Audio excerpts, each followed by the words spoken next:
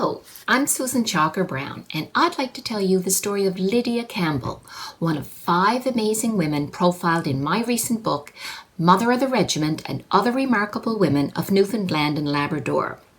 Here is Lydia pictured on the far right. The other women from left to right are Elsie Holloway, May Furlong, Georgina Stirling, Armine Gosling, and Lydia. At the time they lived, all 5 of these women were very well known and highly respected. They all lived at the turn of the 20th century. They all led interesting lives and accomplished extraordinary things by pushing against the boundaries of the times. But as they grew older and then died, their stories faded from popular memory and then disappeared and then lay dormant for decades.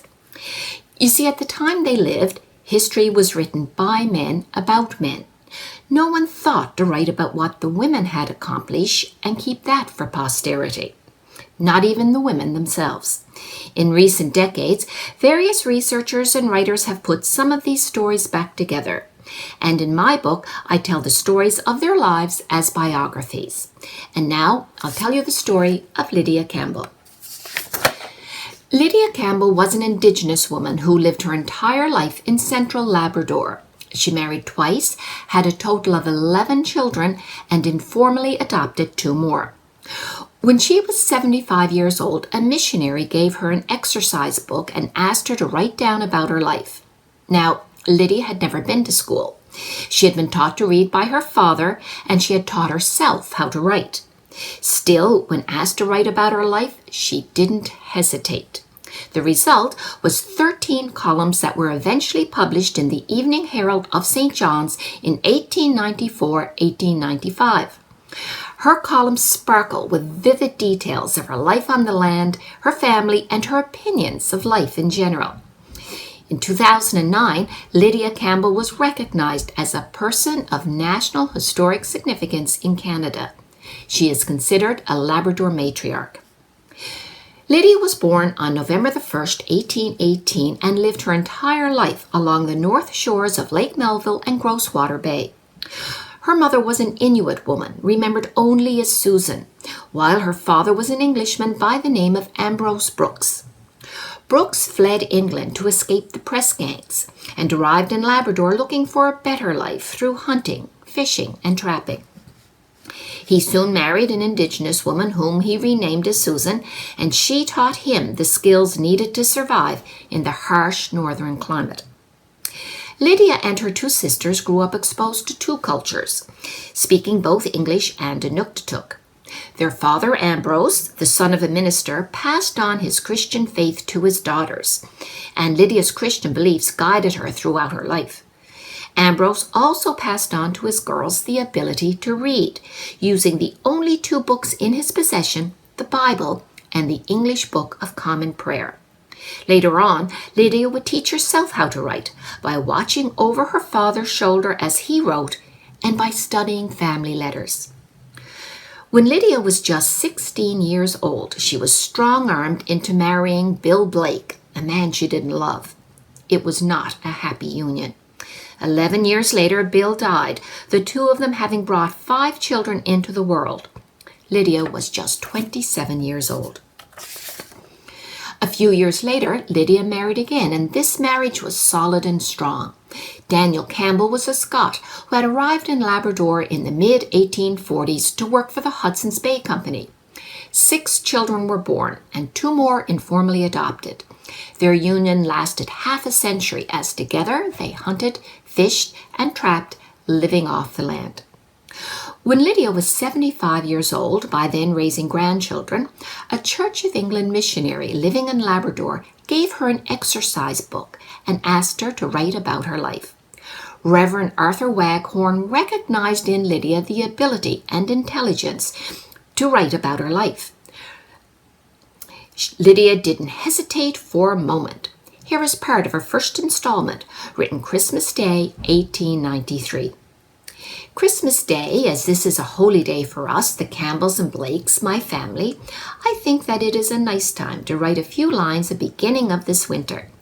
I have been very busy all this fall in particular, for I has a lot to do with 3 little motherless granddaughters to work for, besides their poor father and a big son, going off hunting and wood chopping, and the weather so cold as to need all the warm clothing possible to warm them. The weather 30 below zero often, and myself off to my rabbit snares, about 4 miles going and coming over ice and snow, with snowshoes, axe, and game bag. Some days I has 3 rabbits in one day, caught in snares, for I has about 24 snares, made myself to set them up, and I gets pretty tired some days. Often the snow is deep and soft, just now about 3 feet deep in the woods. But it can't be expected otherwise with me to get tired, for I am now the last birthday 75 years old, last month, 1st November. I have seen many ups and downs, but the good Lord has safely brought me through. I have been bereaved of my first husband and 4 of his children. One has left me, Thomas Blake. It is his little children that I has to look to now. The present husband that I has now is nearly as old as me.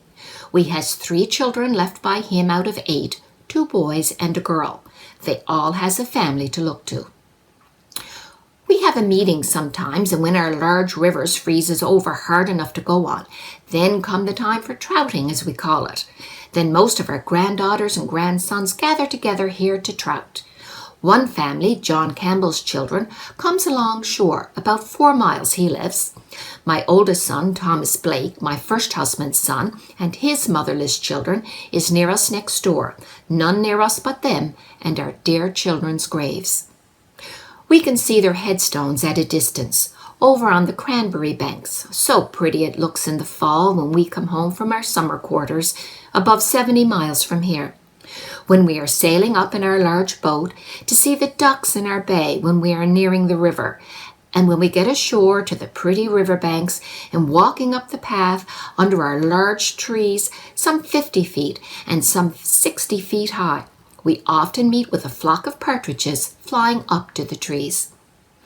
Before we get to the house so pretty, then is the scramble among the young ones, who will see the first turnips and potatoes. And sure enough, all around the house is green with turnip tops, and between them and the wall of the house is hanging red with mossberries, some falls.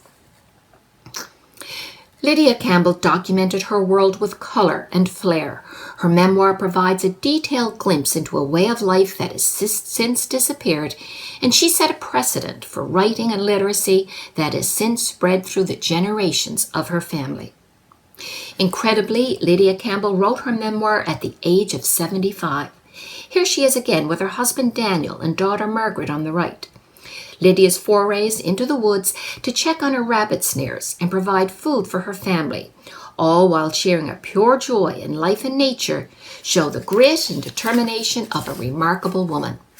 Confident and proud, her Labrador spirit continues to infuse and inspire her descendants to this day.